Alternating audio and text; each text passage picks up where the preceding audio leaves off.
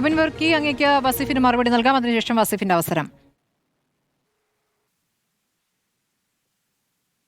ഇതിനകത്ത് ഞാൻ ഒരു കാര്യം കൂടെ പറഞ്ഞ് ഞാൻ ശ്രീ KR ഔസേപ്പ് പറഞ്ഞ കാര്യത്തിൽ ഒരു ക്ലാരിറ്റി വരുത്താം. കാരണം അദ്ദേഹം പറയുന്നത് 23-ാം തീയതി തന്നെ അദ്ദേഹം തീരുമാനിച്ചിരുന്നു. കാരണം കോൺഗ്രസിന്റെ നേതാക്കന്മാർ വന്ന് BJPയുമായി സംഘം ചേരണമെന്ന് പറഞ്ഞു. അതിന്റെ നിലപാടിന്റെ കരുത്തുകൊണ്ടാണ് അദ്ദേഹം പിന്നീട് അത് തീരുമാനമെടുത്തതെന്നൊക്കെ പറഞ്ഞ് 23-ാം തീയതി തന്നെ കോൺഗ്രസുമായി കോലൊടിച്ചതാണെന്ന് പറഞ്ഞ് 26-ാം തീയതി കോൺഗ്രസിന്റെ വാർഡ് കമ്മിറ്റി യോഗത്തിൽ പങ്കെടുത്ത ആളാണെന്ന് അദ്ദേഹം സമ്മതിച്ചു കഴിഞ്ഞു. അപ്പോൾ അത് ആ വാദഗതി തന്നെ പൊള്ളയാണ് എന്നുള്ളത് നമുക്കറിയാം. പിന്നെ 26-ാം തീയതി CPMന്റെ MLA, അവിടുത്തെ പുതുക്കാട് MLA ഒക്കെ ഇടപെട്ടുകൊണ്ടാണ് ശ്രീ ഔസേഫിനെ കൊണ്ടുപോയത് എന്നും പിന്നീട് എങ്ങനെയാണ് അതൊരു ഡീലായി മാറിയത് എന്നുള്ളതൊക്കെ എല്ലാവർക്കും അറിയാവുന്ന കാര്യമാണ്. കാരണം 50% മാത്രം സാധ്യതയാണ് കോൺഗ്രസുമായി ചേർന്ന് നിന്നാൽ അദ്ദേഹത്തിന് പ്രസിഡന്റ് സ്ഥാനത്തേക്ക് ഉണ്ടാവുക. CPMന്റെ കൂടെ പോയാൽ 5 കൊല്ലം കിട്ടും എന്നുള്ളത് കൊണ്ടാണ്. അതിന്റെ റിട്ടാലിയേഷനിൽ അവിടുത്തെ കോൺഗ്രസുകാർ ചിലത് ചെയ്തു. എന്നാലും അത് തെറ്റാണ്. അത് പക്ഷേ പറഞ്ഞ് പരിഹരിച്ച് സംഘടനാ വിഷയങ്ങളുമാണ്. അത് പറഞ്ഞ് പരിഹരിച്ച് മറ്റത്തൂർ വിഷയം പ്രാദേശികമായ വിഷയമാണ്, അത് പരിഹരിക്കപ്പെടും. പക്ഷേ വസീഫയുടെ മറ്റത്തൂർ പറയുന്നതിനൊപ്പം കുറെ കാര്യങ്ങൾ പറയുകയുണ്ടായി. ഒന്ന്, അദ്ദേഹം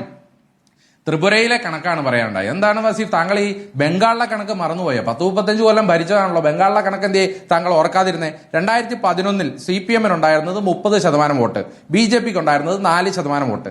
2016 നിയമസഭാ തെരഞ്ഞെടുപ്പിൽ CPMനുണ്ടായ വോട്ട് 20%, BJPക്ക് ഉണ്ടായത് 11%.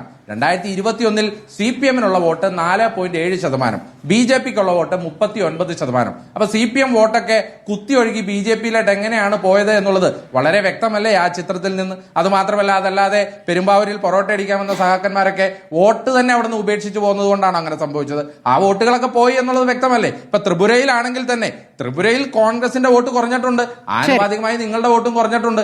അതുകൊണ്ടാണ് നമ്മൾ രണ്ടുപേരും ചേർന്ന് കഴിഞ്ഞ പ്രാവശ്യം SDF എന്നൊരു മുന്നണി ഉണ്ടാക്കിയത്. പിന്നെ അദ്ദേഹം ഏതോ രാജ്യസഭ MP അല്ലെങ്കിൽ ശ്രീ KC വേണുഗോപാലുമായി ബന്ധപ്പെട്ട് പറയണ കേട്ടു. ശ്രീ വസീഫ്, എന്തെങ്കിലുമൊക്കെ മാന്യത CPMന്റെ ദേശീയ നേതൃത്വത്തിനുണ്ടെങ്കിൽ ആ വാദഗതി പറയരുത്. കാരണം കയ്യിലിരുന്ന സിക്കാർ മണ്ഡലം എന്ന് പറഞ്ഞാൽ കാലങ്ങളായി കോൺഗ്രസിന് 40% വോട്ടുള്ള, CPMന് വെറും 3.5% വോട്ടുള്ള സിക്കാർ എന്ന പാർലമെന്റ് മണ്ഡലം രാജസ്ഥാനിൽ അമ്ര റാം എന്ന് പറയുന്ന CPMന്റെ സെക്രട്ടറിക്ക് മത്സരിക്കാൻ കൊടുത്ത് അവിടെ കോൺഗ്രസിന്റെ സ്ഥാനാർത്ഥിയെ ഇടാതെ അരിവാൾ ചുറ്റിക നക്ഷത്രം എന്ന ചിഹ്നം കമ്മ്യൂണിസ്റ്റ് മാർക്സിസ്റ്റ് പാർട്ടിക്ക് നഷ്ടപ്പെടാതിരിക്കാൻ വേണ്ടി ത്യാഗം ചെയ്ത രാജസ്ഥാനിലെ പ്രസ്ഥാനത്തോട് ഈ പറയുന്ന വർത്തമാനം എന്ന് പറഞ്ഞാൽ അത് മാന്യത കേടാണ് എന്ന് കേരളത്തിലെ CPM മനസ്സിലാക്കണം. കാരണം ഇന്നും വസീഫ് അരിവാൾ ചുറ്റിക നക്ഷത്രത്തിൽ ഇവിടെ വോട്ട് ചെയ്യുന്നുണ്ടെങ്കിൽ, വസീഫ് അടക്കം മത്സരിച്ചപ്പോ അരിവാൾ ചുറ്റിക നക്ഷത്രം കിട്ടിയെന്നുണ്ടെങ്കിൽ കോൺഗ്രസ് ചെയ്ത ത്യാഗത്തിന്റെ അനുഭവമാണ്. സിക്കാർ മണ്ഡലം അങ്ങ് തന്നതുകൊണ്ടാണ് അത് ഉണ്ടായത് എന്ന് ഓർക്കുക. പിന്നെ ഒരു കാര്യോടെ ശ്രീ സ്മൃതി, എനിക്കൊരു അവസരം കുറവാണ്, വസീഫിന് മറുപടി കൊടുക്കട്ടെ. കാരണം വസീഫ് പറയുന്ന രാജസ്ഥാൻ തന്നെ ഒരു കാര്യോടെ പറയാം. ശ്രീ വസീഫ്, ഇവിടെ ബൽവാൻ പൂനിയ എന്ന് പറയുന്ന ഒരു CPMന്റെ MLA ഉണ്ടായിരുന്നു. ബൽവാൻ പൂനിയെ 2 കൊല്ലത്തായിട്ട് CPM പുറത്താക്കി. എന്തിനാണെന്നറിയാവോ? BJPക്കെതിരെ കോൺഗ്രസ് സ്ഥാനാർത്ഥിക്ക് വോട്ട് ചെയ്തതിന്റെ പേരിൽ ബൽവാൻ പൂനിയെ പുറത്താക്കിയ പാർട്ടിയുടെ പേരാണ് CPM. ബൽവാൻ പൂനിയെ പറഞ്ഞു, ഞാൻ CPMുമായി ഇനി ചേരുന്നില്ല എന്ന് പറഞ്ഞപ്പോ 2 കൊല്ലം കഴിഞ്ഞപ്പോ ഒരു വിശദീകരണം പോലും ചോദിക്കാതെ CPM തിരിച്ചെടുക്കുകയും ഉണ്ടായി. അപ്പൊ ആ CPM ആണ് സംസാരിക്കുന്നതെന്ന് ഓർക്കണം. ഞാൻ ചരിത്രത്തിലായിട്ടൊന്നും പോകുന്നില്ല, വർത്തമാനം മാത്രം പറയാം. ശ്രീ വസീഫ്, BJPക്ക് വേണ്ടി ലേബർ കോഡ് ത്തിലേക്ക് പോകുന്നു എന്നുള്ളതാണ്. ശരി, കേരളത്തിലെ സാഹചര്യം എങ്ങനെയാകുമെന്നുള്ളതാണല്ലോ പ്രധാനപ്പെട്ട ചോദ്യം. വസീഫ്, മറുപടി നൽകാം. ഇവിടെ അബിൻ കുറെ അർത്ഥസത്യങ്ങൾ കൊണ്ടുവരിക. ഞാൻ വളരെ കൃത്യമായി അബിനോടും കോൺഗ്രസിനോടും പറഞ്ഞ കണക്കെന്താ? ത്രിപുരയിൽ നമ്മൾ കണ്ടത് ഈ കേരളത്തിൽ കാണരുത് എന്നുള്ള നിലക്കാണ്. നിങ്ങളുടെ കോൺഗ്രസ്, നിങ്ങളൊക്കെ നയിക്കുന്ന കോൺഗ്രസ് ആയി നിലനിൽക്കണം എന്ന് ആഗ്രഹിക്കുന്നത് കൊണ്ടാണ്. എനിക്ക് കേരളത്തിലെ തന്നെ എത്രയോ ഉദാഹരണങ്ങൾ നിങ്ങളുടെ മുമ്പിൽ വായിച്ചു തരാൻ പറ്റും. നിങ്ങളുടെ നേതാവിന്റെ മകൻ AK ആന്റണിയുടെ മകൻ, അത് AK ആന്റണിയുടെ മകൻ ആയതുകൊണ്ടല്ല, അദ്ദേഹം നിങ്ങളുടെ ദേശീയ നേതാവായിരുന്നു. ഒരു സുപ്രഭാതത്തിൽ BJP ആയി മാറുക. ശ്രീമതി പത്മജ വേണുഗോപാൽ കരുണാകരന്റെ മകളായതുകൊണ്ട് മാത്രമല്ല, ഒരു മുൻ മുഖ്യമന്ത്രിമാരുടെ 2 മുൻ മുഖ്യമന്ത്രിമാരുടെ മക്കളായതുകൊണ്ട് മാത്രമല്ല, നിങ്ങളുടെ പാനലിൽ നിരവധി തവണ മത്സരിച്ച് ജയിച്ച ആളുകളാണ് ഒരു മടിയുമില്ലാതെ BJP ആയി മാറുന്നത്.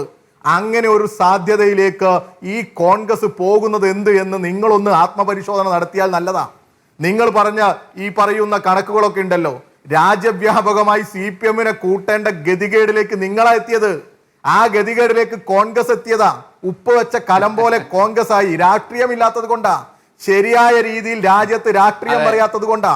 അതാ രാജസ്ഥാൻ നിങ്ങൾക്ക് പറ്റിയ ഭരിച്ചുകൊണ്ടിരുന്ന പറ്റ്. ഞങ്ങള്. പിന്നെ ഇവിടെ പറയാം നമുക്ക്, ഇവിടെ ഞങ്ങളല്ലേ BJP-യെ പന്തളത്ത് തോൽപ്പിച്ചത്? പന്തളത്ത് BJP ഭരിച്ചുകൊണ്ടിരിക്കുന്ന ആ മുനിസിപ്പാലിറ്റിയെ ഞങ്ങളാണ് പരാജയപ്പെടുത്തിയത്. കുളനട വർഷങ്ങളായി BJP ജയിച്ചുകൊണ്ടിരുന്ന സ്ഥല, ഞങ്ങളാ മത്സരിച്ച് ജയിച്ചത്. എന്നാൽ കുമരകത്ത് കണ്ട കാഴ്ച എന്താ? ഞങ്ങളെ അകറ്റി നിർത്താൻ, CPM-നെ പരാജയപ്പെടുത്താൻ കുമരകത്ത് ഈ പറയുന്ന തൃശ്ശൂരിൽ ഉള്ളതുപോലെ തന്നെ നിങ്ങൾ കൂടിച്ചേർന്നു. ഈ കൈപ്പത്തിയും കോൺഗ്രസുകാരുടെ കൈപ്പത്തി ആരുമായി ചേരുക? ഈ പറയുന്ന BJP-യുമായിട്ട് ചേരുക. ഒരു നാണവുമില്ലാതെ ഈ നാട്ടിലെ കോൺഗ്രസുകാര് BJP-യുമായിട്ട് ചേർന്ന് കൂട്ടത്തോടെ ചേർന്നിട്ട്, അതാണ് 1-2 പേരല്ല 8 പേര് ഒന്നിച്ചു പോവുക. എന്നിട്ടും തൊലിക്കട്ടി സമ്മതിക്കണം ഈ കോൺഗ്രസുകാരുടെ. ഒരു നാണവുമില്ലാതെ ന്യായീകരണവുമായിട്ട് ഇറങ്ങുക. പല കാരണങ്ങളും കൊണ്ടുവന്ന് കനകൊലുവും അതുപോലെ ജമാഅത്തെ ഇസ്ലാമിയൊക്കെ കൊണ്ട് കൊടുക്കുന്ന ക്യാപ്സൂളുകളുമായി വന്ന് ചാനലുകളിൽ ഇരുന്ന് അങ്ങ് ന്യായീകരിക്കുക. പിന്നെ ഈ പാവം ഔസഫ് സാറിനെ പിടിച്ച് പേടിപ്പിക്കുന്നത് കേട്ടു. എന്താ നിങ്ങൾ ഉദ്ദേശിക്കുന്നത്? എന്താ ഈ കോൺഗ്രസ്?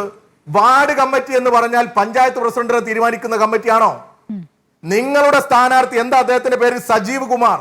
അദ്ദേഹം മത്സരിച്ചത് കൈപ്പത്തി ചിഹ്നത്തിലാ 11-ാം വാർഡിൽ. ഞാൻ മനസ്സിലാക്കിയത് അല്ലെ? ഔസഫ് സാർ പറയട്ടെ, 11-ാം വാർഡിലല്ലേ ഔസഫ് സാർ മത്സരിച്ചത്? ആരോടാ മത്സരിച്ചത്? കൈപ്പത്തി ചിഹ്നത്തിൽ മത്സരിച്ച സജീവ് കുമാറിനെയാണ് കുട ചിഹ്നത്തിൽ മത്സരിച്ച് ഔസഫ് സാർ തോൽപ്പിച്ചത്. അങ്ങനെ തോൽപ്പിച്ചതാ.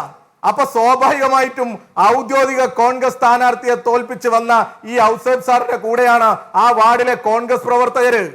അതൊക്കെയല്ല അവിടുത്തെ പ്രശ്നം. ആ ഔസഫ് സാറിനെ പഞ്ചായത്ത് പ്രസിഡന്റ് ആക്കണം എന്ന് നിങ്ങൾ പറഞ്ഞു വന്നു എന്ന് അദ്ദേഹം പറഞ്ഞത്. അപ്പൊ ചോദിച്ച ചോദ്യമാണ് ഏത്? BJP ആയിട്ട് ചേർന്നുകൊണ്ട് ഞങ്ങൾ മത്സരിക്കുന്നു. ഇവിടെ അതുൽ കൃഷ്ണയുടെയും അതുപോലെ തന്നെ അബിൻ വർക്കിയുടെയും ഒക്കെ വാദങ്ങളുടെ ഒരു ചേർച്ച കണ്ടില്ലേ നിങ്ങൾ? ഇവരാലോചിച്ച് വന്നതാ. കഴിഞ്ഞ ദിവസം BJP-യുടെ നേതാവ്, പ്രാദേശിക നേതാവല്ല, ആരാ, ഗോപാലകൃഷ്ണൻ ചാനൽ ചർച്ചയിൽ വന്ന് പറഞ്ഞത് എന്താ? ഞങ്ങള് കോൺഗ്രസ്സുകാരന് വോട്ട് ചെയ്യില്ല എന്നുള്ളതാ. ഇവര് കോൺഗ്രസ് ആണോ? അല്ലേ പറയണ്ടേ ഇവര്? അവിടെ ഇപ്പൊ വൈസ് പ്രസിഡന്റ് ആയത് കോൺഗ്രസ് അല്ലേ? BJP വോട്ട് ചെയ്തിട്ടല്ലേ കോൺഗ്രസ് ആയത്? ദിവസം എത്രയായി? ആർജവമുണ്ടെങ്കിൽ രാജി വെപ്പിക്കണ്ടേ? വാർഡ് കമ്മിറ്റിയിൽ പങ്കെടുത്തു വരിക. ഈ അബിൻ വർക്കി ക്യാപ്സ്യൂളുമായിട്ട് വരിക. വാർഡ് കമ്മിറ്റിയാണോ പഞ്ചായത്ത് പ്രസിഡന്റ് തീരുമാനിക്കുന്നത്?